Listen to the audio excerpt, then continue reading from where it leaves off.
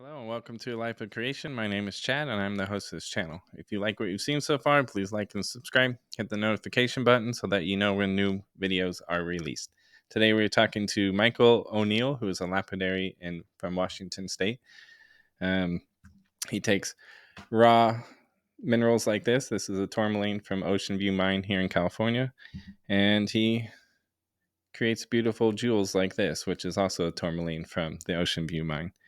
Anyway, he's cut several stones for me, and he's going to answer the 10 questions. So let's get into it.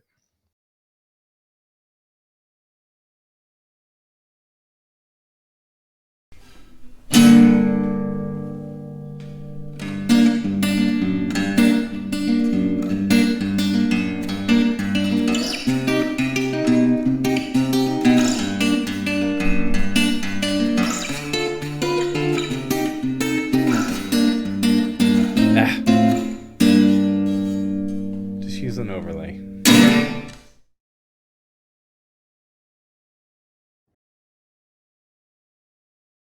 We could probably nerd out on rocks for a long time. So you want to go into the 10 questions? Let's do it. Let's do it.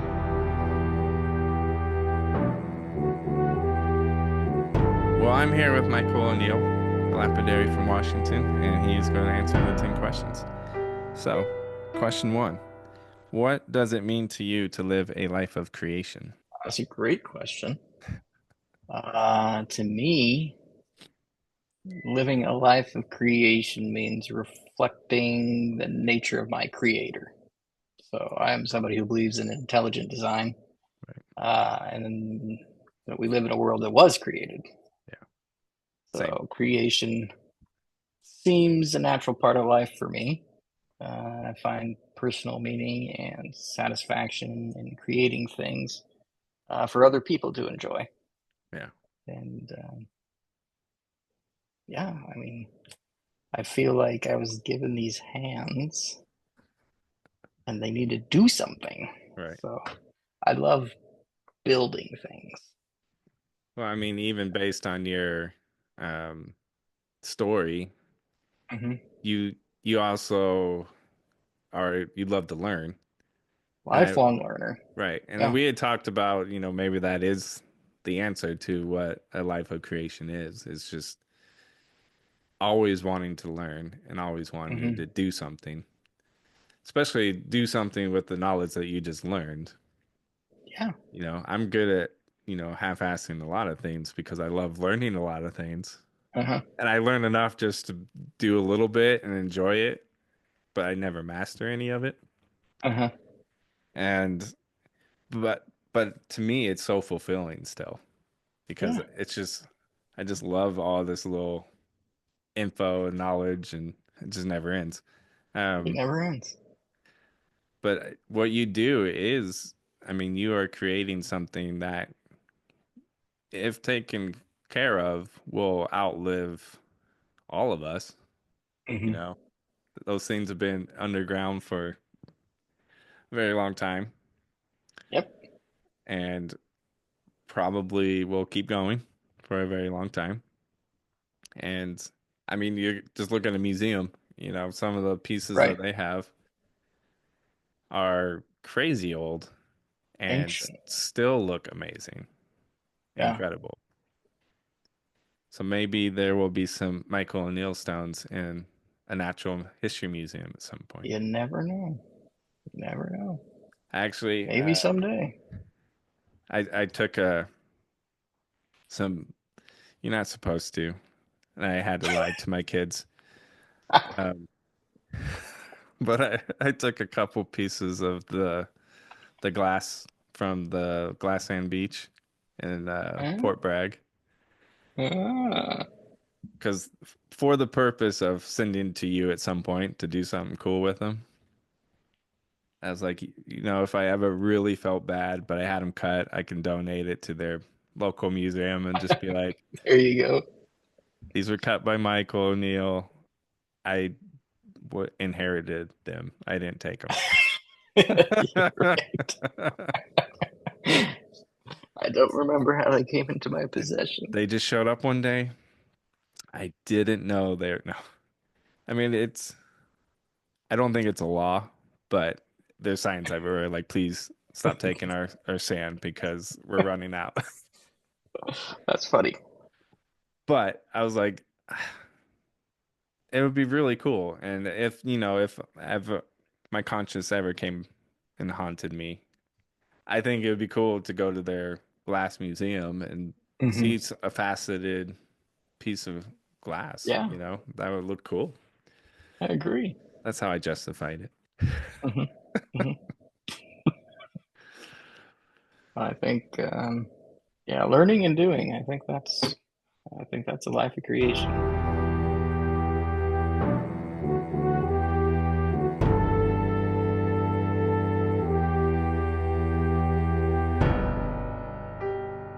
Question two. I think most people view creators based on their end results and don't really Mhm. see what all goes into the creation. Based on what you do, what are some things that are crucial to your creation that most people never see? I'd say probably failure. Yeah, I think failure is an excellent teacher. yeah, Uh, Most people, like you say, tend to see the finished product, right? right, They see a beautifully polished, attractive piece. They don't see the five failed pieces that it took to get to the one that worked out. right. So they don't see all that time, the commitment, the patience, to learn, to explore, to to figure out how to make it happen. Right. It's all behind the scenes stuff. Um, Also, they don't always see critiques from other people or even self judgment. That's the worst one for Um, creators for sure.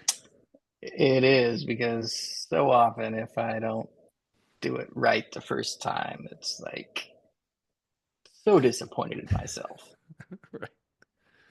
And, people don't see artists as maybe disappointed in Right. themselves all the time, but um, That's why I don't yeah, master anything. I get disappointed. I'm like, all right, move on. move on, time for the next. Let's see what else I'm good at. Yeah. Having learned a little bit about the process, I don't think people realize how much time is actually spent on polishing these things. Yes. Like hours. It can take hours, especially for carvings. Yeah. Uh, I've got to figure out how to get faster at that. So I, And a lot of it depends on the material too. right. Some is just so finicky, only wants to polish in one direction, will scratch terribly if it goes the other grain. It's Yeah, I mean, it's that's another, challenging. yeah, that's another point of how much actual learning is involved on how to read Mhm. the stone too. Like Absolutely. that is a skill in itself. Yes. Like my mom um studied diamonds and colored gems at GIA. Okay. So she had the initials after her name. She Hmm. did the certificates and stuff. She doesn't remember anything anymore. But she worked at a jewelry store for a while and could actually, look at its stones and determine whether they were good or not. Yeah. She'd go and buy stones for the store and stuff. Hmm. And I remember her studying for these courses and, thick books, Hmm. just line diagrams and just all of these figures of angles and stuff. And even at that age, and I'm still at this age that I'm at now, I look at those things and it kind of hurts my head. Which is also why I go, I'm probably never going to actually learn how to facet anything. Maybe polish Yeah, because it's a little could be a little rougher, but to bring out the brilliance and color and all the good qualities of a stone, I mean, the knowledge involved in that is crazy. yeah. Huge time commitment. Yeah, Not just learning, but practice. right. And So I much practice. and I think, people see like a price of a stone and go, "Wow, that's crazy expensive and it's small." But they don't understand often, it's that size because it's even rare to be that big and that nice. Hmm. Hmm. And not only did a miner find a really good piece, a really good lapidary probably spent a week cutting that thing. Hmm. That's why it's expensive, Yeah, and it literally is a piece of art. yeah. So It's not like Snow White where they go into the cave and they pull out these already cut gems from the wall. Right. We just watched That out of our doesn't clothes. happen. Yeah. That doesn't happen. Like, could you imagine perfectly faceted, just pluck them out of the stone? Well, I would argue that that topaz was almost that. Some crystals are perfect. Yeah. Yeah. Like even I mean you couldn't it'd be hard to do anything with it, but like a perfect diamond, Hmm. double pyramid or something or Hmm. spinel or some of those crystals are so cool looking. It's like why would you do anything? But then you get it cut and then you see the brilliance come out of it. Hmm. Like that's why you get it cut. Yep. Because there's a whole nother level of Whole sparkle in nother there. level of treasure inside. Yeah. Um, yeah, so lots of time I don't think people understand that goes into those things. I'm starting to appreciate it a lot more, that's for sure.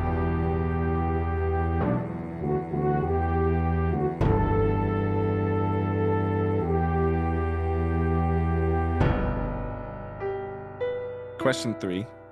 Do you believe you need to be passionate about what you create? No, which may be surprising, but here's my reasoning. I don't think you have to be passionate about what you create, but it sure helps to be passionate about the reason why you're creating it. Like Yeah, some stones I don't like to cut. Sometimes it's a struggle to right, do the job. right, There's a little passion in that. But if I'm not passionate about the process, okay, or the material or finished piece, I can still be passionate about serving the client, right, about solving somebody's problem, bringing a smile to somebody's face. And I right. think that's how I approach it.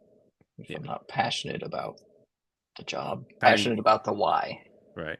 I think anytime you do something you love for a job, it's like everyone just assumes you are passionate about every aspect of it. You're like, well, no, it is a Mm-hmm. job. Mm-hmm. I just happen to love my job most of the time. Still work. Yeah, it's still work.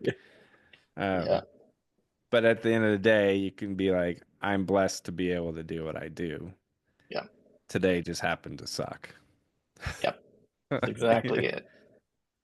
Because I'm the same way. And I know most people I talk to are similar, where doing things that you love is often a grind Mm-hmm. because you almost can't help but do it. And you are literally knocking down every wall you can because you just feel called to do it. Mm-hmm. You're passionate for it, but man, it's rough sometimes. But Sometimes, sometimes it's rough. it's like, Truth. but we love it because I think people doing what they're called to do and serving the purpose that's been put on their hearts. It's Mm-hmm. you don't care at the end of the day. Maybe that day you care, but Mm-hmm. it's worth the fight and worth the grind, and the reward Yeah. is just so much better than that. So I think that's what fuels our passion, is just Mm-hmm. we feel the purpose in us and the calling, and you just like power through those hard Yep. days. Right. Because I'm the same way for sure. It's definitely a job most of the time, but I'm still so thankful to be able to do what I do. Yeah.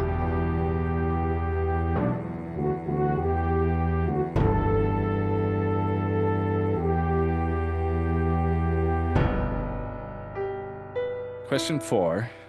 I don't think your creation has to be good to grow from it. What are some things you create that might not be considered great, but something you still gain value from the creation? Mm. And then, do you have words of encouragement for those who get discouraged when their creations fall short of their expectations? So I agree with you. Your creation doesn't have to be good to learn from the process, to get value out of it. I have a whole pile of silver half-finished jewelry sitting on my bench Right. that I will probably never finish. But there was value in starting those projects. Taught me what's not going to work, taught me what people aren't looking for. I hate to sound like a downer, but disappointments for me really fuel the next step of success. Right. So those half-finished pieces taught me my design process needs more work. Right. Execution might need more practice, but it gave me experience in working with the material, in learning the properties, and what the limitation of the Right. metal is, right? Um, Another example, I'm actually staring at a pile of over 100 Australian opals that are very low value. Down a little bit, you can see some of Okay. these. Anyway, I've got a bunch of stones here that are opals from Australia. Right. However, they don't have a lot of color. Some have a bit of color, but a lot of them are just, they call it potch. And Right. potch is just a name for common opal, which means there's no play of color in it. But it was a necessary process to go through because when I do want to cut valuable opal, I need to know how the material behaves. Right. I need to know what I'm looking for. And a lot of it was just teaching your eye how to see symmetrical shapes, how to go Right. about cutting them on the grinding wheels. Um, so while there's not much reward in this pile, it was invaluable Right. for the next stage.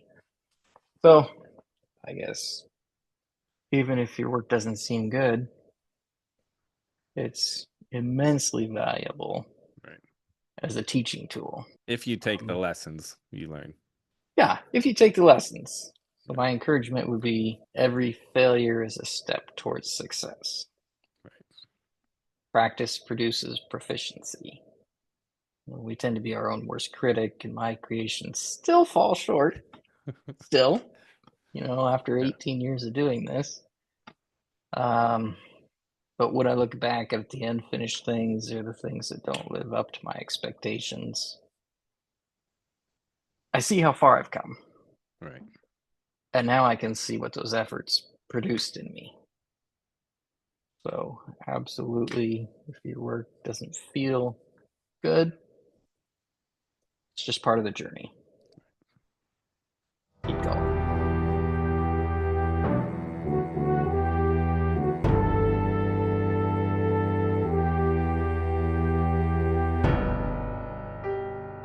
Question number 5. Not all creators would consider themselves artistic. Do you believe you have to be artistic to live a life of creation? I thought about this question for a while, and I'm going to answer no. I don't think you have to be artistic. I don't consider myself artistic. I think I mentioned before, autistic. Yes. Because often I have trouble envisioning something. Right. A lot of times I don't have the vision. I'm a terrible with design. I can admit that. Um, but if I see a picture, somebody shows me something, I'm like, I can make that Right. because I can see the how it was done. I may not be able to come up with the what or the why, Right. but I can build it. So I'm still creating even if I'm not the designer. Right. So I guess that's probably how I would answer that question. For me, creating is focused on getting from point A to B, breaking down the process into steps. Because Right. I'm just like that. Logical, linear. If I know the steps and the processes, Right. I know the material, no problem. I can build it. Right. And that's a lot of my work is building. Yeah. I actually don't think myself as artistic either. Because I even got into photography thinking I was going to shoot concerts my whole Mm-hmm. life. I'm like, that's not there's artistic concert photography, Mm-hmm. obviously, but I looked at myself as a more of a documenter. Okay, yeah. So it was just that's how I was just documenting things I saw. I didn't think of it as Mm-hmm. art. I think some You of it consider can, it more journalistic? yeah. So my background was actually I studied more like photojournalism, thinking I would shoot for like a newspaper, shoot Sure. concerts for them or something. And now I shoot product, and I'm like, that's not artistic either. It's functional, practical, Mm-hmm. usable, marketable. Right. But all of those things can end up being a piece of art, Mm-hmm. but it's just, I don't view it as such. I mean, your stones are a piece of art, but because of how you think of it, you just following like the steps. Follow a process. Yeah. Yeah.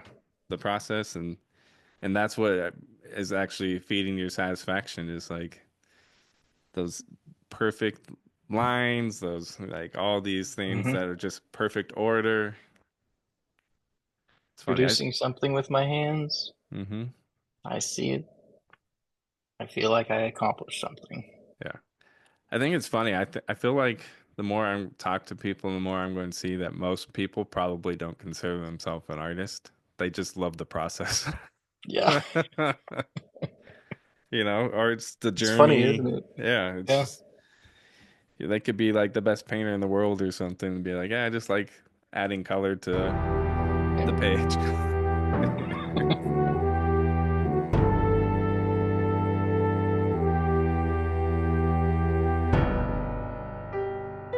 Question 6.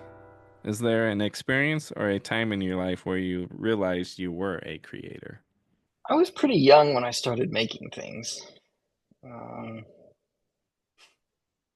it's funny.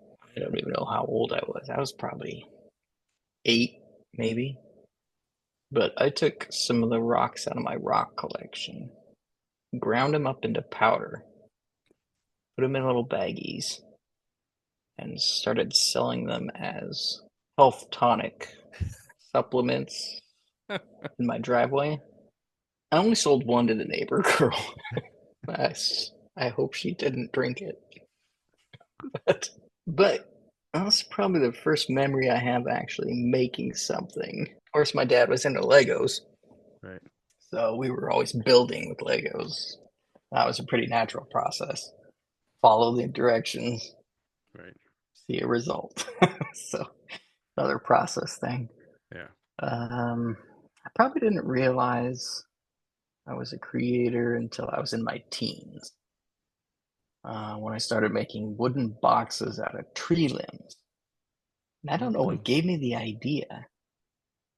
I'd just take like a section of a branch, slice a thin piece off the lid, carve out the interior, then yeah, I just make these little boxes That's cool. of tree branches. Um, and also, I started playing the guitar when I was a teenager, so making music, writing music. Right. I guess those are pretty big signs that You're meant for something.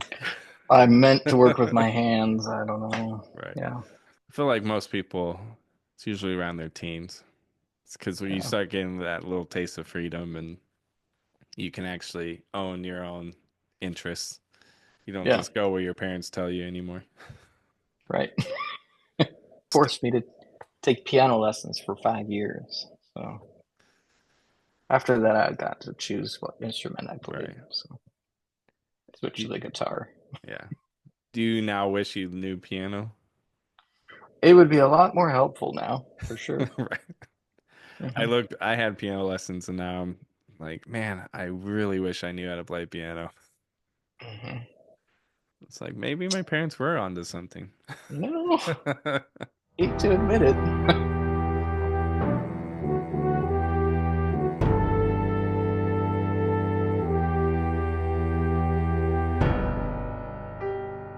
Question 7. Was there a family member or friend encouraging you to pursue your passion for creation? Other than my parents accepting the fact that I'd rather play the guitar, I didn't really have anybody who was like supporting my passions or encouraging me to follow, what I wanted to do. Although people seemed genuinely grateful when they received a handmade item, Yeah, um, usually accompanied by a surprised look and where did you come up with that idea? right, I didn't receive a lot of critique for my work, so maybe that right. was the push I needed. I don't know. Yeah, I can't think of a specific person. It Now was was just your like, yeah, go for it. yeah. So was your family kind of upset that you were leaving the family business? Or were they kind It's of like, complicated. yeah, Um, somewhere, somewhere. but they could see, you know, the success that you were having and could see that you Yeah, loved it.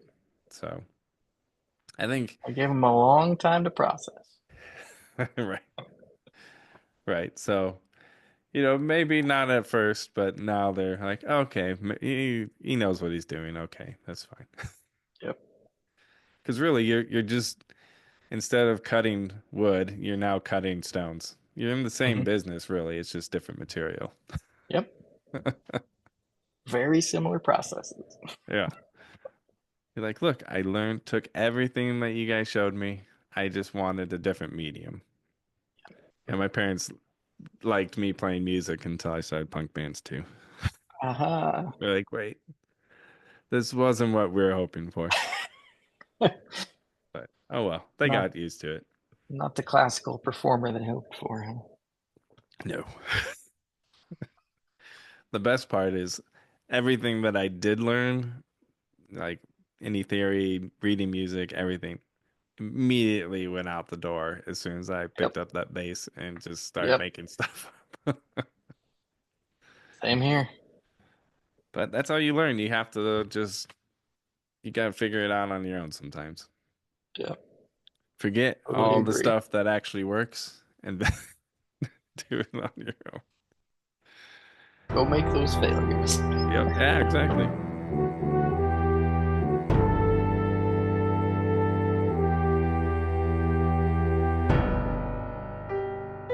Question 8.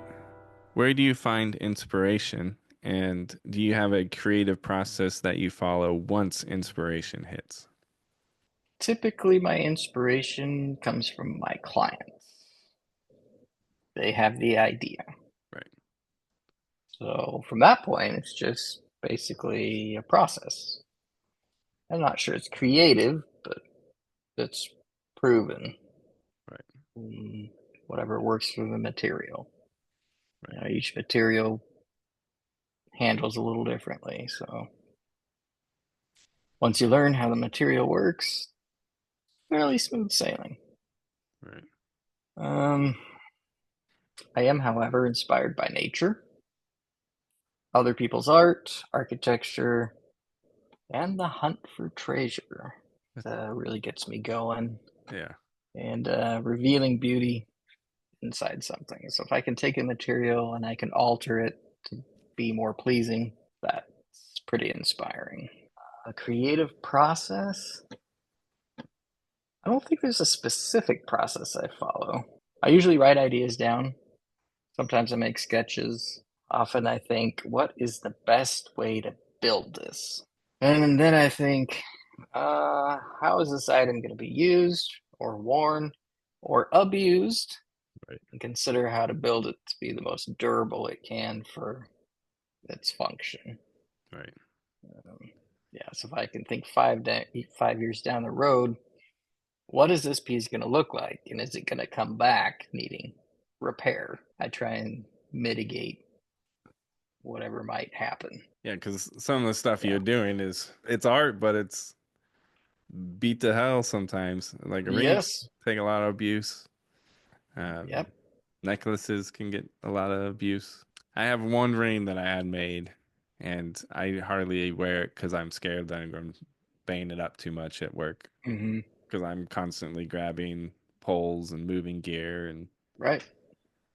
I'm like, no, I want to be able to hand this off to my kids. I don't want to Hmm. shatter the stones in it and mess it up, but at the same time, you're like, that's what gives it the character, and I don't know.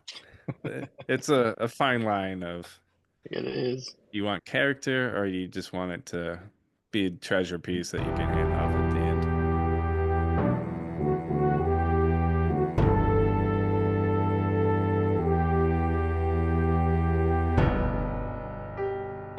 Question 9. Not everyone gets paid to create something they are passionate about, but where do you Right. see the value in people still pursuing their passions, even if they aren't getting paid? And then, how can we encourage others to live a life of creation even when their creations seem to go unnoticed? I really think it's essential that people invest in themselves, find ways to express themselves through creation. To me, that's so valuable. It's like a form of communicating who you are, even if nobody's listening yet. It tells a story about your life and how it's changed and how you've grown and how you've handled the world around you. Yeah, there's just immense value in putting effort into something that's going to be self satisfying, fulfilling, even if you're not paid, even if you're not recognized, just doing it for yourself, I think is worth it. To echo what you were saying about, it's an expression of who you are, even if people aren't hearing it. Sometimes it's good to just you hear it Yeah, because it's kind of your creation is essentially your inner voice coming out. right. And sometimes you need to let that get out, even if it Hmm. is just you, because then you start learning more about yourself too. Exactly. A few times we go into the mental health aspect of Hmm. creating and, how important it is just for that Hmm. to create. Because, some people actually do jobs they hate. And Yeah. if you just go home and sit on the couch and watch TV, it's like you're just wallowing in this pit of despair. Hmm. Instead, go home, create something. Do, I mean, I hate saying that all creators are, artists, but it's like, Hmm. read a book, write something, play guitar, um, Yeah. learn how to cut and polish stones. And it's like just doing something that's different and gets those neutrons firing in your brain or whatever. Or I even say collecting is a form of creation. So it's like find a Hmm. hobby, find something you love to collect, and just dive into Yeah. that world. You'll meet a community. Hmm. I mean, me finding stones, I've met you, I've met miners, and Hmm. it's like, how cool is that? Just like this little interest of mine, I now know people Yeah. because everyone loves to talk about what they are passionate about. Yeah. So if you find a passion, just dive into it because you're going to meet people who are just as passionate, if not more, and Hmm. love to talk to you about it. Well, that's so good. That's been pretty important for me, is finding a community of like-minded individuals. Right. And those people are usually your biggest supporters. I think that following your passion is a great way to find self-fulfillment. Yeah, definitely. Creation is highly personal. Right. Um, like you said, a lot of people don't find fulfillment in other areas of life, job, family, relationships, faith, even. But finding a community, that's awesome. Being in the punk hardcore world, everyone in there feels like outsiders to Hmm. the society or whatever. And you walk into those shows and you're like, these are my people, you Yeah. know? And it's like you know that because you experience that, but it's like every niche has those communities. Like the Hmm. Comic-Con people who go and cosplay and do all that kind of stuff. It's like they walk into those things where I'd go in and be like terrified. They go in and go, "These are my people," you know. Yeah.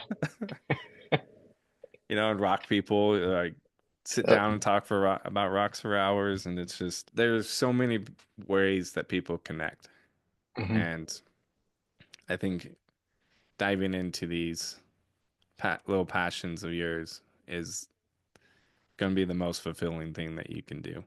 Hmm. And I think, we are unique individuals created for a purpose, whether that is to be an accountant, to be, a chef or something. Yeah. We all have our roles in society that we are naturally prone to, where our natural ability kind of shines through, and Hmm. you may not enjoy it all the time, but your mind is wired that way, and Yeah. it's because you're probably created to be that, and enjoy it, go for it. Hmm. And if you really aren't being fulfilled, you could always move on to something else or do something after work. Yep. Good thoughts.